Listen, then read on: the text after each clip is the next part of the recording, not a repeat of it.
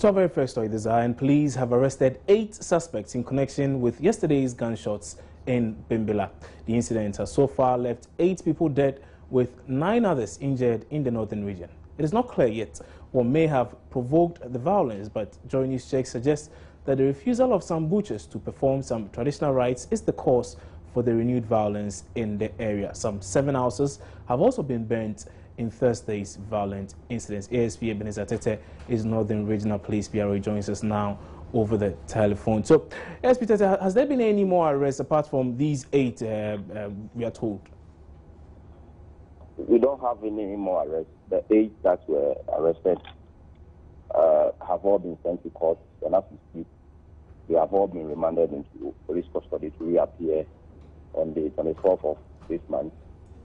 They were charged with provisional charge of murder, and they were arraigned before the Tamale District Court, and the courts have remanded them to police custody to enable us to continue with the investigation, and then later commit them to a higher court for trial.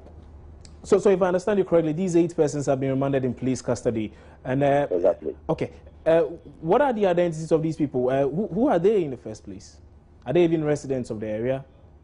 Yes, they are all residents of the area, and they were arrested following the clashes there. And as I've indicated, we have charged them with provisional charge of murder. It means they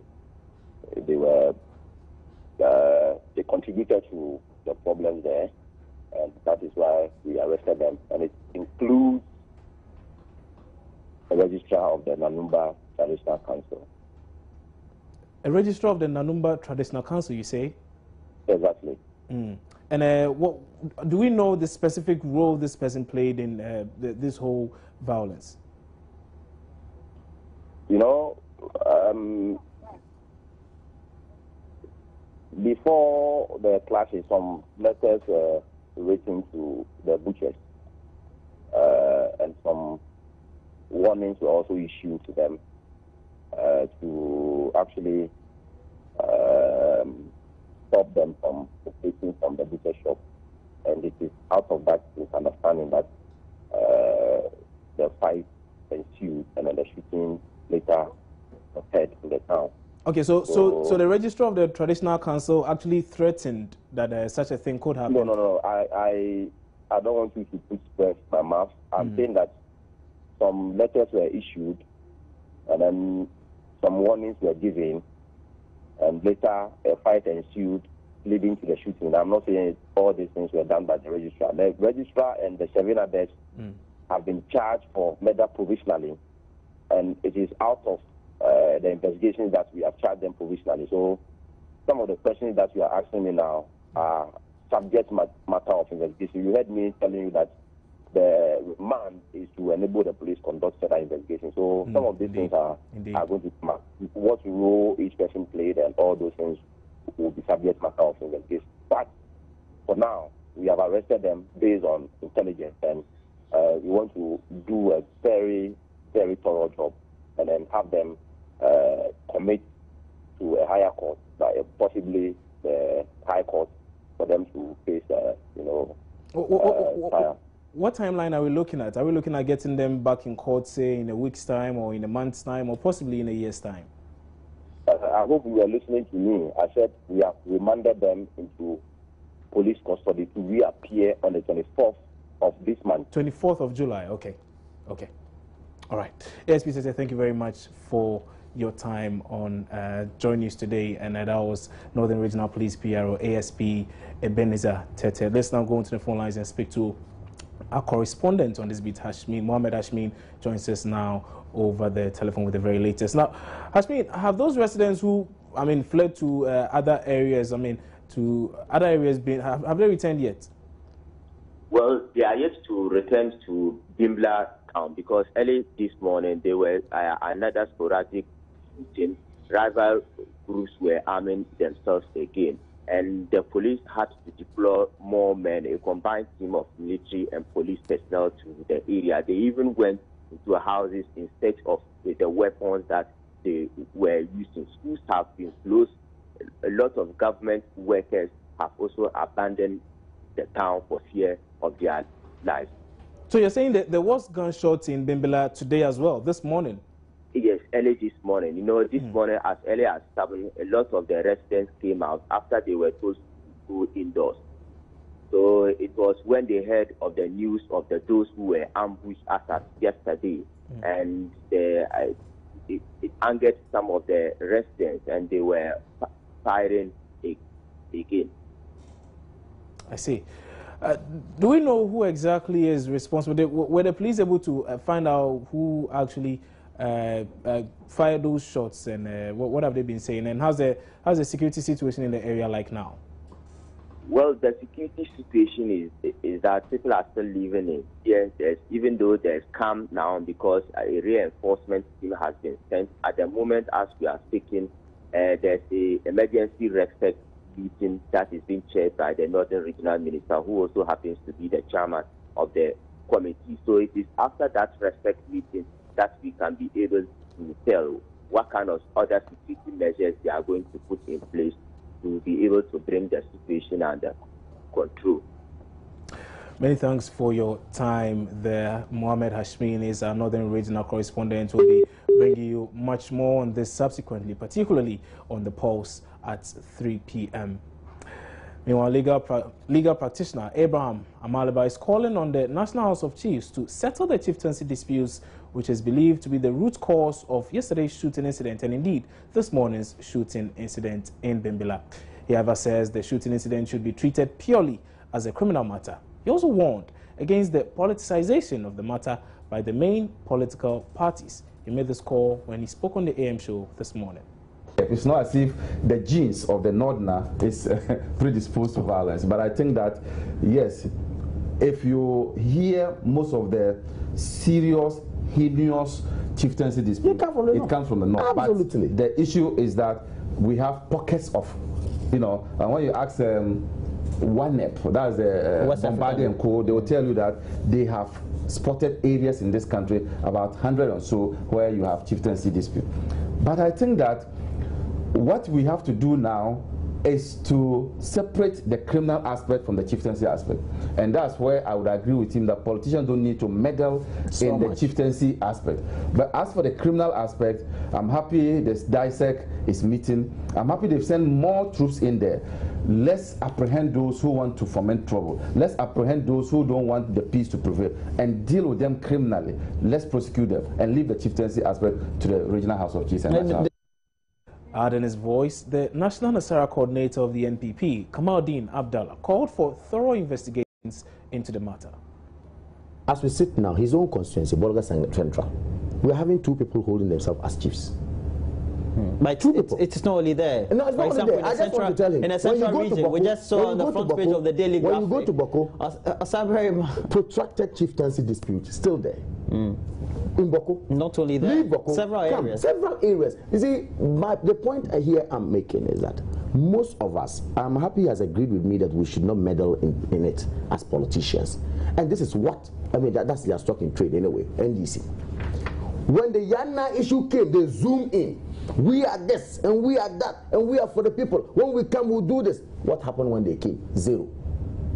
You played and enjoyed political capital out of it. But today, look at where we are. But today, this Bimbilla issue, it's just that the issue is too hot for us now, and given the fact that I come from that place, that side of the country, that part of the country, he also comes from there, it is better we allow cool heads to prevail, not to go into it so much. But I tell you emphatically that the government of the day have a lot to do in this particular issue in Bimbilla. They have a lot to do to ensure that there's peace. Meanwhile, some members of the public have also been sharing their views on whether they check this. Well, before that, though, the National Accreditation Board is cautioning the public to be extra vigilant before enrolling for degrees or other programs offered by universities. Executive Secretary of the board, Kwame Data, insisted charters are not presented to universities based on when they were set up. He spoke on the Super Morning Show this morning. I said 9 public chartered institutions, those that are autonomous and are able to award their own certificates. They are 9 public, but there are 3 private ones. The rest are under mentorship. Afia could be nursing. I know they have applied. I'm not sure whether they have completed the accreditation process, but they are in the process. Catholic University, yes, they had problems with some unaccredited programs. I think they have since regularized them. On their website, you will find both the accredited institutions and the unaccredited institutions as they come to our notice. Let me repeat the website: www.nab.gov.gh, www.nab.gov.gh. Now, the programs are stated on the certificates. One wanted to know whether when we issue the certificate, the programs are stated. So if the programs are not there, don't enroll in them.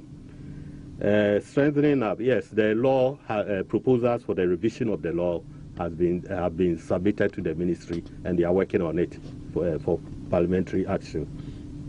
The London Center of Marketing, yes, we published in the newspapers when they started having problems, but those who already have the certificate until a certain date when they started experiencing problems, their certificates are still valid. But we stated that after that date, the certificates will no longer be valid because it appears they have either gone into liquidation or we don't know what's happening to them. Okay. I will not restrict it to Ashasi. Charter is not given based on the number of years you exist. I have said that there are clear conditions to be met before you can be granted charter. But the people making the argument for charter are always mentioning the number of years. If you decide to mark time for 100 years, then you keep on marking time. But there are specific things to be met, and Ashasi is aware. Other institutions are also aware. Well, Meanwhile, some members of the public have also been sharing their views on whether they check the status of educational institutions before enrolling in them. So the accreditation board released a list of schools that are operating without accreditation. And I want to find out from you, when you're looking for schools for your ward or even yourself, do you bother to check whether those schools are accredited or not? So far as I'm concerned, I know all the schools have been accredited by the National Accreditation Board.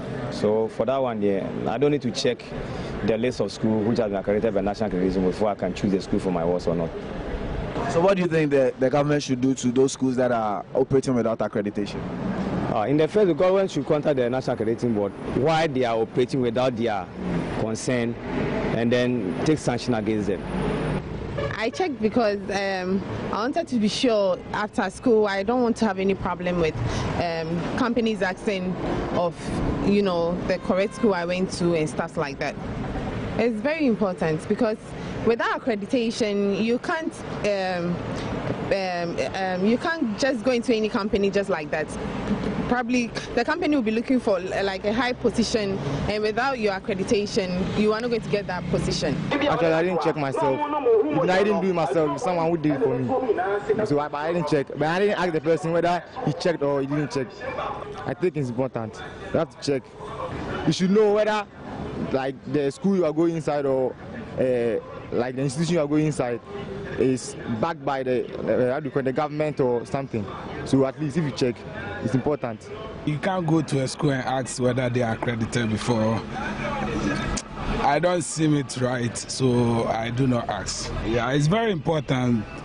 But Ghanaians, we are used to those things. We don't check backgrounds of schools before we even send our relatives to the schools. Me, myself, for instance, the school I went to, I didn't check.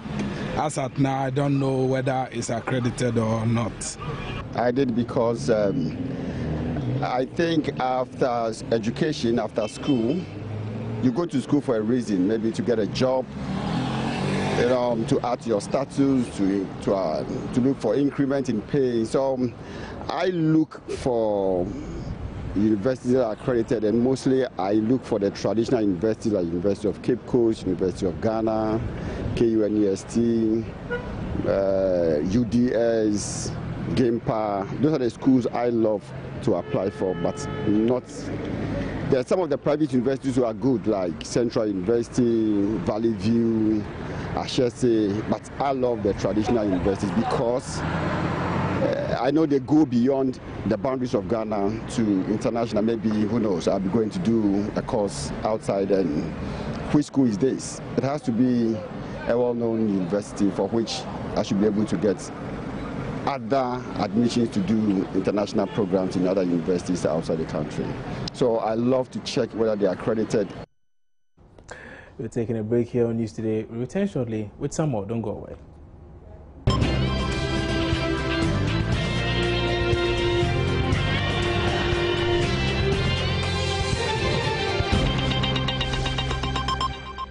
Thanks for staying on. Now, an ongoing strike by state attorneys is set to enter its second week as an emergency meeting convened by the Legal and Constitutional Affairs Committee of Parliament on Thursday to get them to back down ended in a deadlock. At the meeting, which was attended by the Attorney General and the Minister for Justice, the state's prosecutors had been urged to present a report on their grievances for consideration. The committee said while their report was being studied, they must go back to work since their strike was impeding justice delivery. However, President of the association, Francisca Techimensa, told Joy News the attorneys will not rescind the strike since the offer being given them is empty. The Minister of Justice and Attorney General, our boss, was present. The Solicitor General was present. And they are saying that they want us to bring a report so that they look at it. But then we should fall off the strike because the nation is losing revenue and other things. We told them that if we go back, we have nothing. We have no computers to work. And we don't have money to continue running the office from our pockets. We knew about the impact before we started. Even though some people may have underestimated the impact, we knew about it. That's why we waited for 3 years since we started this matter. We waited for a long time. So it's not about the fact that we are not sensitive to the impact. We are sensitive, but now we have been pushed to the wall. We've come to our electric limit. Now, if we go back, we are going to work on our laptop and we're going to use money to print. Well, the Association of State Attorneys declared a strike on Monday over what they describe as poor conditions of service. Over 150 lawyers at the Attorney General's office say they are tired of the disappointment and contempt shown them by the Finance Ministry regarding conditions of service, having started negotiations more than a year ago.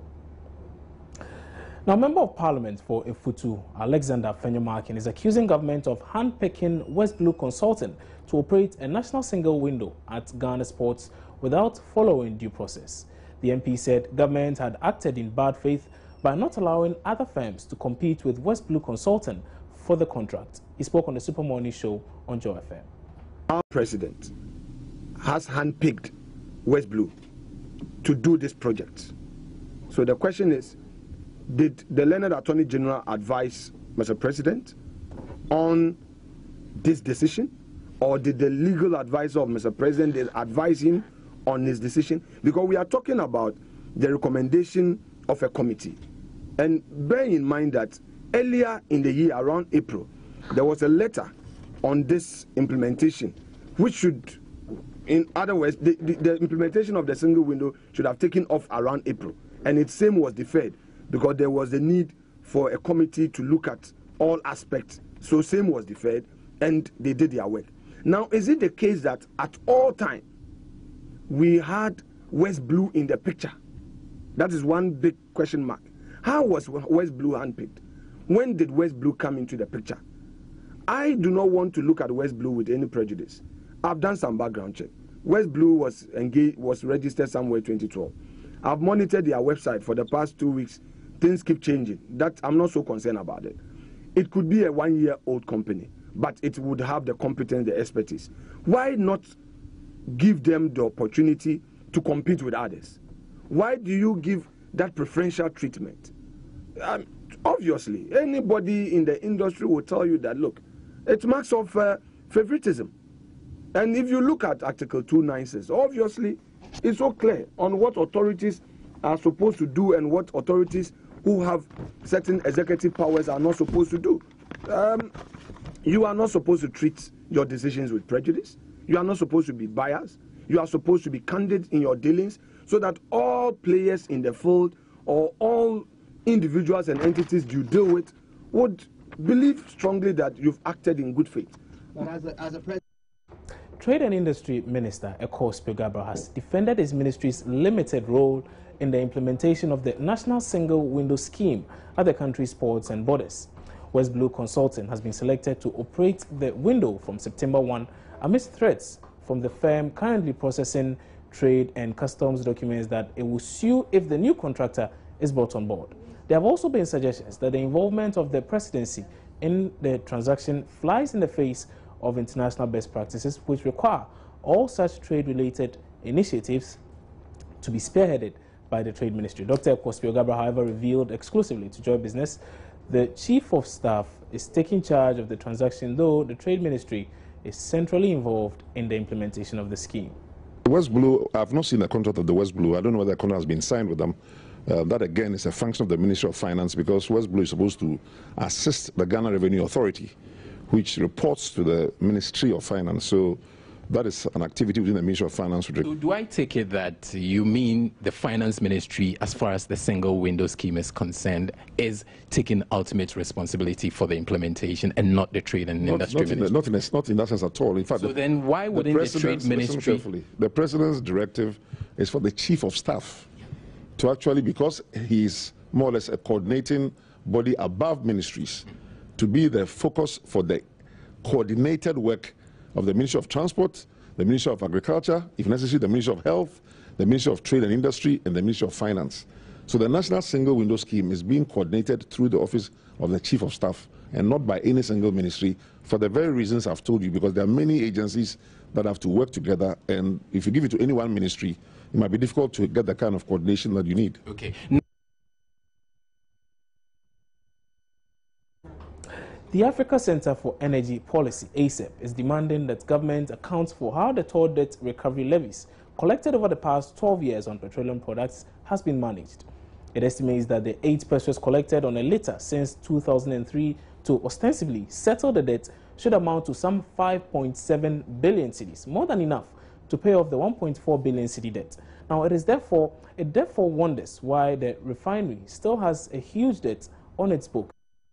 ACEP argues Store still has a debt of about 400 million cedis to pay, despite the nearly 6 billion cedis which should have accumulated into the debt recovery fund. For the think tank, this suggests the levies have not been used for the intended purpose. There has been absolute lack of transparency. I mean, nobody tells us how much has accumulated. We did our own computation based on how much we have consumed, because the levy is on every litre of product that is sold. So if you compute how much we have sold on the Ghanaian market, which the levy affects, then cumulatively they have charged the consumer $5.7 billion Ghana cedi so far. You know, much more than the debt at the time that that levy was instituted. So where is the difference? They still have debt about 400 million Ghana cedi sitting on their books. So where is the levy that has been collected? The policy think tank also wants government to fast-track the amendment of the MPA Act 691 to recognize full price deregulation to prevent formation of cartels by oil marketing companies. Even though we support deregulation, if we don't get the elements of deregulation implemented, then the consumer will not benefit. If you have the money to import petroleum products, MPA should not restrict entry into the market. You know, even though the MPA was not supposed to restrict entry, we all know that it has been done to favor just a few. But for a deregulated market, if they don't do that, what you see happen is that a few BDCs will operate in the market and they will form cartels to fix prices, and the consumer will not benefit. We also want to avoid the situation where we are asking the BDCs to bi-weekly, every 2 weeks, fix the price ceiling. That also encourages cartelization, because you are giving them the opportunity to decide what price to sell the product. ACEP, although endorses and is positive about full deregulation of the petroleum sector, it insists the MPA should build capacity to detect, monitor and ensure prosecution of companies involved in cartelization, while OMCs calibrate their pumps in real time as and when adjustments are made. Abigail Adomakoinchi for Joy News. Now we bring you the touching story of a 46-year-old physically challenged man who was also displaced by the June 3 floods at Nima downside and is now staying in an ice water selling shop. Michaela Anderson visited him this morning and reports that he urgently needs help. It's been over a month since the 3rd June flood and fire disaster occurred, but several people who lost their properties are still struggling to pick up the pieces. Many people died. People here at Nima were not spared. Musa is a physically challenged man who is crying for help. He was displaced and now he's living in somebody else's kiosk. We are here to speak to him. Because I'm living with one of my brother, and in the room we are living. So the rain starting. So because of I'm affected by my leg. So he left his goose because of to rescue me, to survive me. So his goose lost it. He lost everything. He tried to take all my luggage. The room, after we are out in the rain, before we realize the building collapsed again. So this is where Adams Musa has been living until the 3rd of June, when the rains came and destroyed everything he has in this building. You can see pieces of wood and the stones have all been destroyed. There are a lot of rubbish here, and you can see this place is not good and safe for anybody to live. The place, you can't raise it and get it as first again. You have to live there. We have to live there. So since you lost your home, where have you been staying? Yeah, one of guy, when he see that I'm giving some people the story, my story, so he called me. He said that I should come. He should come show me this store because he's living at Newtown, up there. He said I can sleep here for the temporarily. I say okay. I'm here 24 hours because I can't go anywhere. You don't work? I don't work. I don't do anything. And you lost everything? My everything is lost. What were you able to salvage in the floods? Right now, man need help. Accra here, we don't have any concrete like family here, unless there are places. Sometimes I have to get something in my skin. Some money? So that you can travel? So if you get money today, will you go? I'll go there. So 42-year-old Adams Musa, who is a victim of 3rd June floods, needs help. He's seeking for at least money that could help him travel to stay with his sisters in the village. Michaela Anderson for Joy News. The administrator at the Ridge Hospital, Dr. Obeng Apori, says never again should anyone lose his or her life in a preventable disaster such as the June 3 twin disasters. We are speaking at the funeral ceremony of 2 of the hospital's nurses who lost their lives in the sad incident. My colleague Hannah Odame joins us over the telephone now with more. So Hannah, can you tell us who these victims being buried today are? Hello, can you repeat your question, please? Hannah, yes, we wanted you to tell us who these victims being buried today. I can hear you, but if you were talking about the funeral as being a solemn but hopeful mood here, I would say solemn because the circumstances under which these 2 nurses, Harriet and Emefa, died, still lingers on the minds of her colleagues as well as parents and family. But a hopeful one, I will also say, because based on the sermon that was preached today by the Reverend Minister, a lot of people are reflecting on their lives, and we have all been told to prepare so that whenever we are called by the Lord, we will know where we are going to have a peaceful rest. I spoke to the parents of both Emefa and Harriet, and they are saying that though they are sad they can't replace their children, at least they are happy with what government and the hospital has done in ensuring that their children get some peaceful sleep, because they were all in the line of duty when they died. But they had some reservations. They are saying that if our gutters were clean and we had a very clean environment and all the laws were put in place and they were being implemented, at least would have averted such huge floods that caused the death of their children. I also spoke to some colleagues of MFA and Harriet, and one of them told me that this has taught her a lesson that whenever there's such a flood or any form of disaster, she will not at least risk her life in the line of duty. She will call her supervisors and tell them, she will give them the explanation, and she hopes that they will accept. According to her, MFA was advised both by her friends and parents not to come to work when the downpour started, but she was afraid of what her supervisors would say. So she's pleading with her supervisors that whenever they give genuine excuses, reasons why they're not coming to work, such as the flood, they should at least understand so that they do not continue to die like that. Currently, the bodies of MFA and Harriet are being taken away. MFA is being taken to the Volta region to be buried, and the Harriet is being taken to the Achimota Cemetery to all go peacefully in their graves. Many thanks for your time, Hannah Odame. That was my colleague Hannah Odame with the report. We're taking a break here. When News Today returns, we'll bring you sports. The sports segment is a Friday afternoon, and it's still here on News Today. My name is Benedict Owusu. We'll talk sports now. In our very first story, Black Stars captain Asamoah Gyan has completed his much talked about move to Chinese club Shanghai's SIPG after signing a 2-year contract in the early hours of today.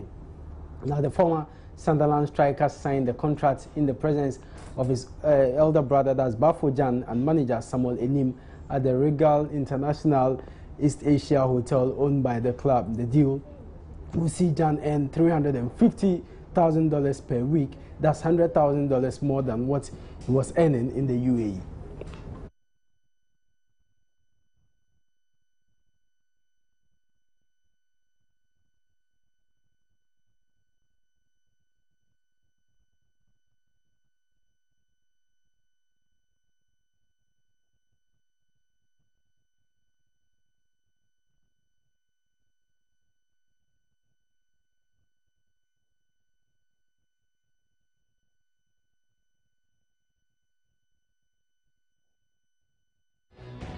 Well, welcome from that short commercial break. Now, the MTN FA Cup competition reaches the semi-final stage with the mouth-watering games in Sunyani and Cape Coast. This afternoon at the Sunyani Coronation Park, Accra Heart of Oak and Mediama will face each other before defending champions Kumasi Asante Kotoko face Aduana Stars at the Cape Coast Stadium on Sunday. A member of the FA Cup committee, Albert Komi, anticipates keenly contested semi-finals.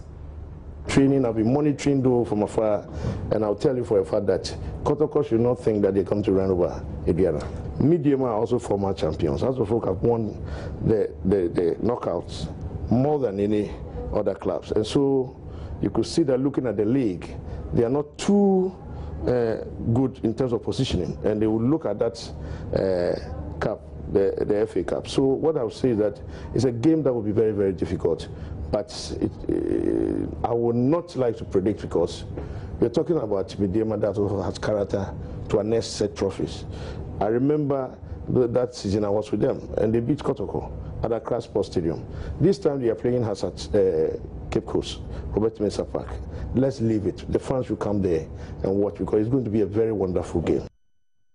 So that was Albert Komi. Albert Komi happens to be a member of the FA Cup committee, and also he's the head of the Aduana Stars team. Now we can do some more on the local front, and Accra Heart of Oak striker Gilbert Fiamenyo has lashed out on a section of the club supporters who have been criticizing him for being a major cause of the club's problems. Now, a tape recording involving some Heart of Oak players mocking the current position of the club was leaked on Monday and has called for an investigation into the matter by management of the club. And some supporters of the club have accused Fiamenyo of leaking the tape, and the striker in a reaction has hit back at the fans for making unfounded allegations. Some of the supporters don't reason and are stupid, so they end up insulting the playing body anyhow, and that is why they have tagged me as a lazy player. Why should someone accuse me of leaking that tape to the management? Because I wasn't there during the conversation. How much do such fans who always insult players contribute to the club? They just sit in their small town and villages and call on radio to insult players. So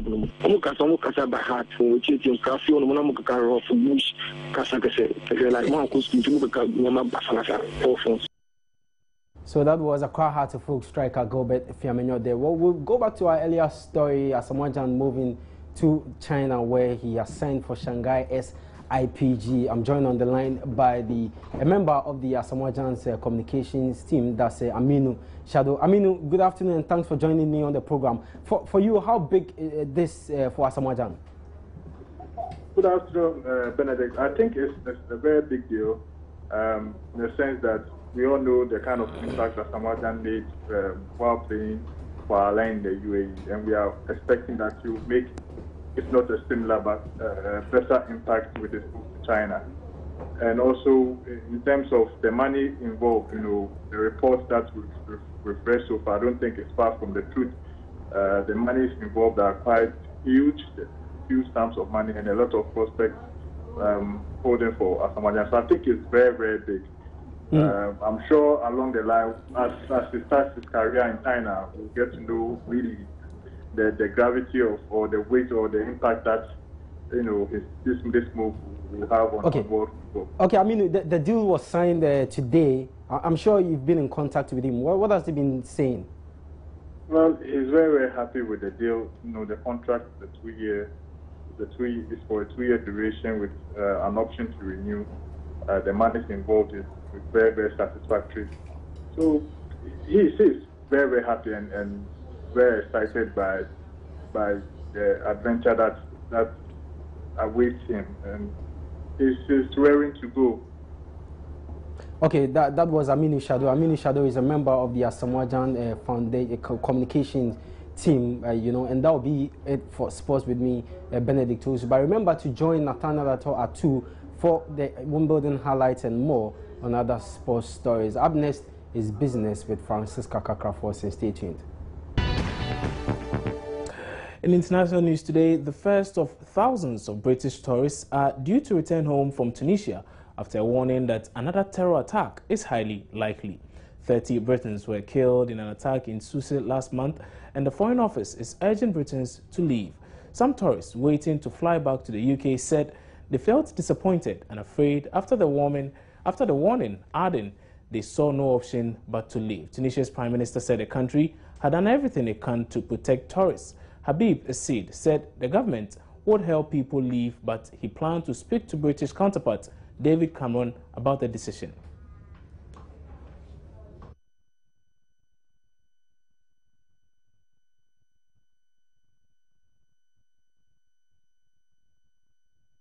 Well, that'll be it for the news here on Joy News Multi TV. Before we go, though, a run through our major stories. 8 suspects arrested in connection with Thursday's gun battle at Bimbilla in the northern region.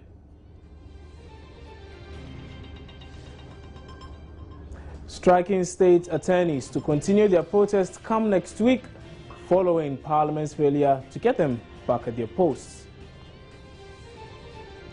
The National Accreditation Board has urged applicants to be vigilant in signing up for programs at some of the country's universities.